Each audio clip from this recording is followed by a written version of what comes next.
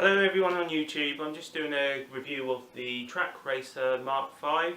I know Inside Sim Racing TV did a review on the Mark 4 version of this. I just thought I would do a kind of update on what kind of I've seen they've done with the Mark 5, kind of my impressions on the rig, and yeah, I mean, let's have a look.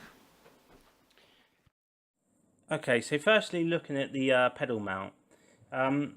What they had with the Mach 4 was that these bars sometimes interfered with pressing the pedals in. I can say that they've kind of fixed this with the Mach 5 by angling this bar forward, and I think they might have brought this forward a little bit as well. So I have UK size 11 feet, and I have no issue with kind of my feet hitting these at all. Now obviously these are the Logitech G920 pedals. And I have used the Thrustmaster T3PA and the T3PA Pros, and also the Fanatec CSR Elite wheels, and I had no issue with my feet kind of touching this. So just kind of, I think they've kind of solved that issue that I know the Mach 4 had, which Inside Sim Racing TV kind of put about. There is an option that they have two bolts here where you can kind of loosen them, and there's two bolts at the back. Now if you take them out, there's actually a lip on this plate, so when you press it down it goes kind of flat. So if you do have any issues with that, then you have that option to go down.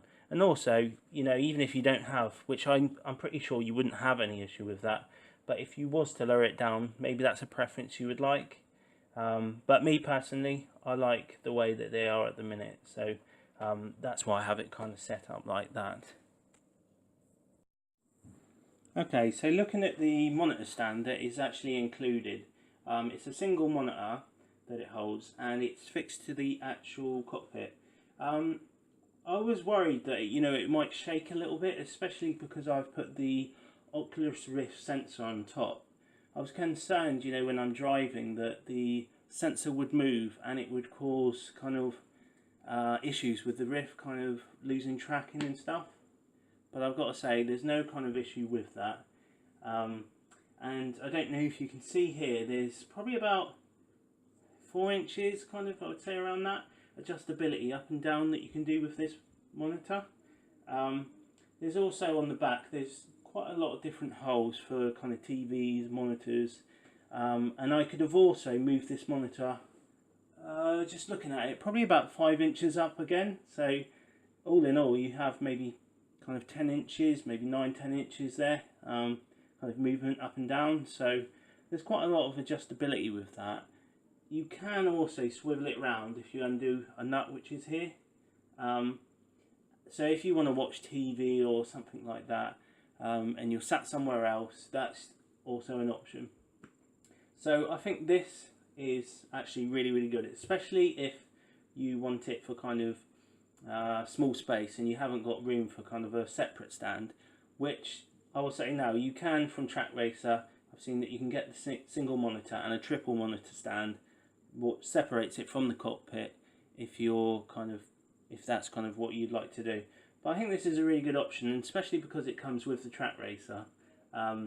If you're using like an Oculus Rift or virtual reality like the HTC Vive, I think this is a really good option because it comes in the package, it is completely solid, it's great for putting the kind of the sensor on top, and it's stable enough to do that.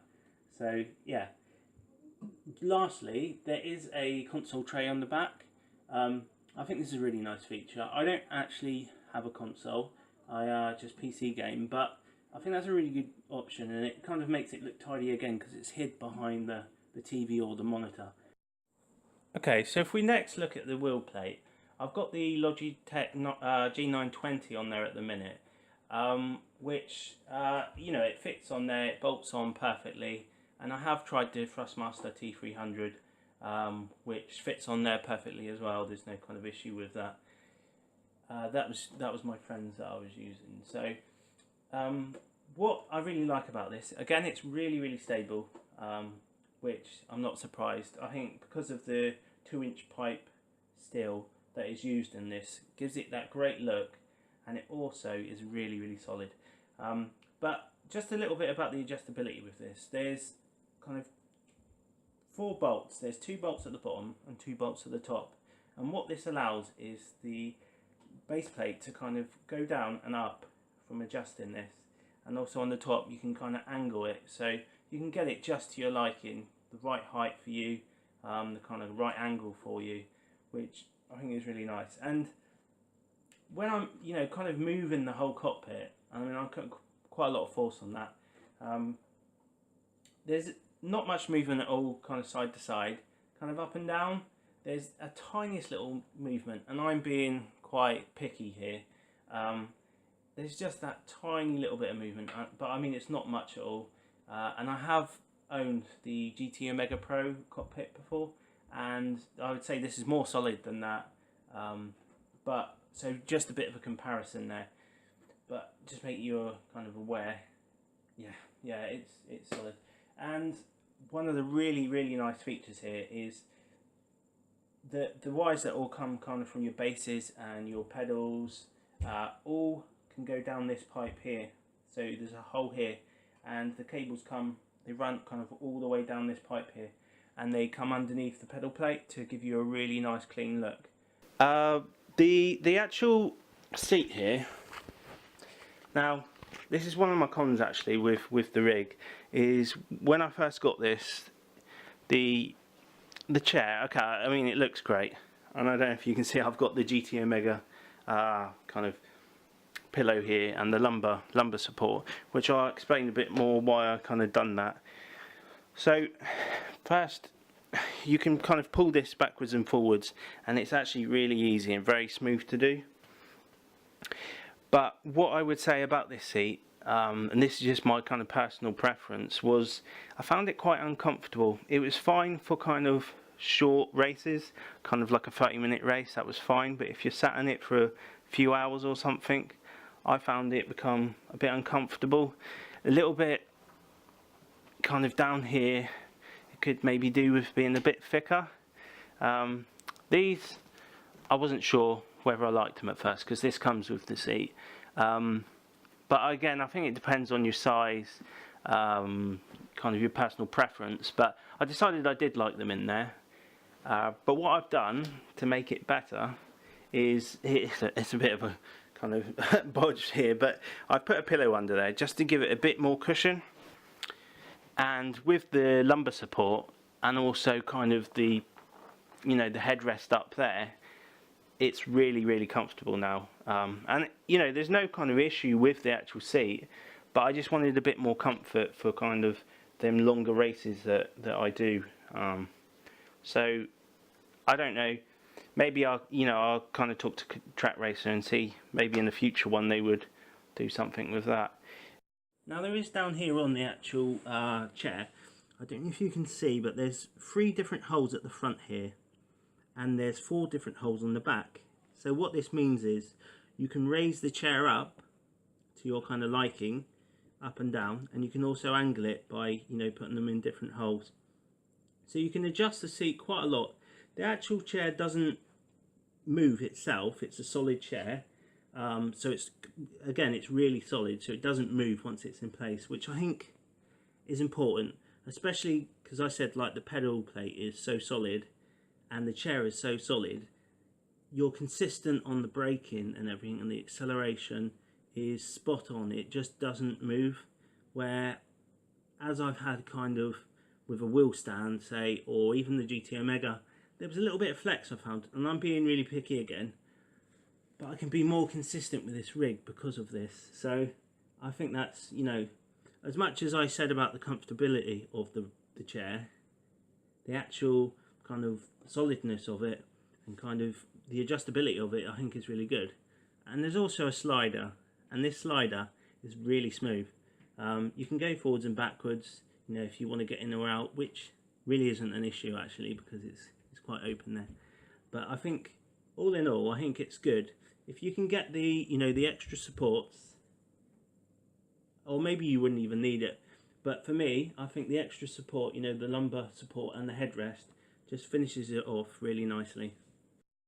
Now looking at the gear shifter, this gear shifter you can have either on the left or the right hand side of the cockpit, and I have tried the Thrustmaster TH8A shifter and the Logitech G920 shifter, and they fix on there both perfectly.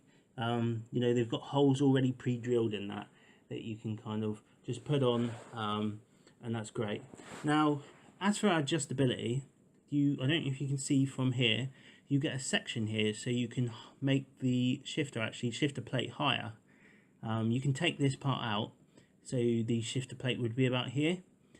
Now, I prefer it, you know, kind of at the full height here, but there is that kind of option, but it is only kind of this height, sorry, or kind of this height.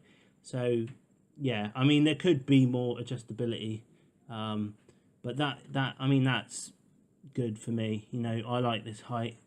And also another thing to note, that it's fixed kind of where it is. It can't move forwards or backwards. So just take that into account if you're interested in this rig, that you can't kind of bring it back or can't bring it forward. Now, saying that, where it's positioned, I had no issue. It was perfect for kind of both shifters. You know, where it was positioned was good for me. But again, it doesn't have that adjustability. So that's just take that into account. But saying again, it's solid.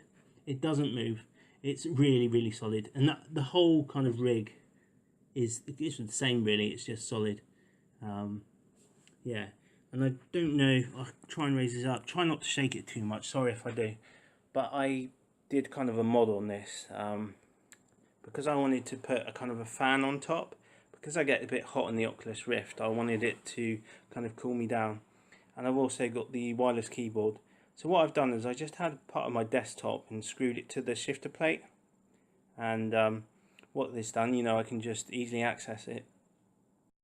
Okay, so and to carry on kind of talking about the keyboard and mouse, I did contact Trak to talk about kind of keyboard and mouse options, and they have said they have in development a kind of swinging arm that would come out with the keyboard and mouse, which I think will be a really good feature.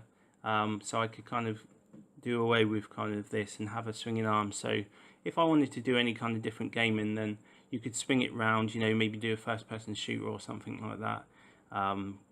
So I think that would be a kind of really good feature.